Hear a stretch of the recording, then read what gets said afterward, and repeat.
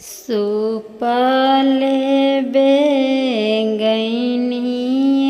दीनानाथ डोमवा के हो दुआर।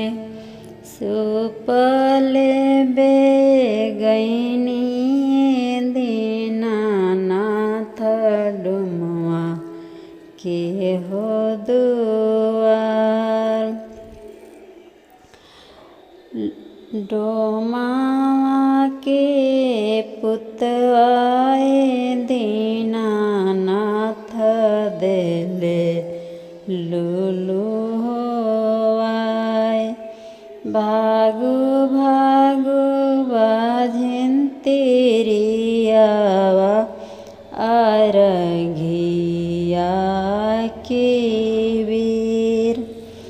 भागु भागु बाझिन तिरियावा अरघिया के वीर।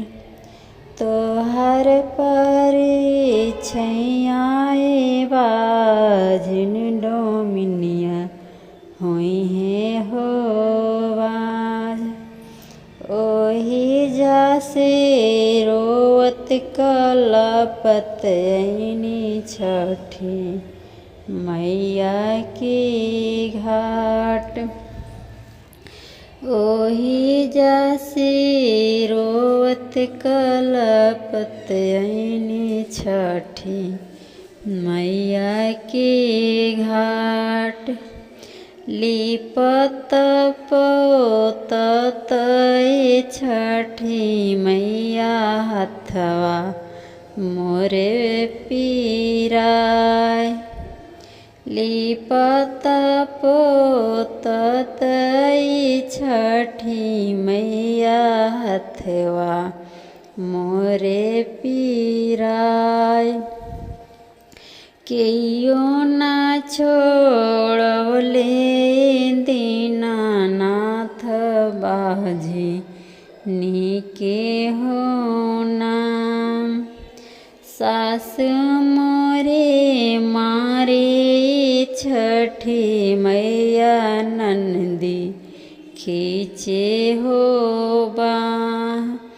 गोतिन बैरिनियाए दीनानाथ बाझिन धैली हो नाम। सेजय के पुरखवाए छठी मैया घर से हो भगाय।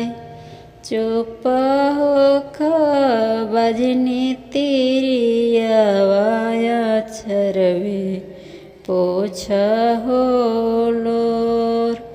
चुप होख बाझिनी तिरियावा अक्षरवे पोछ हो लोर। तोहारा के देवो होते गजाधर ऐसन पोत। सासु तोरे मनिहे तेवई नदिया करिहे दुलार।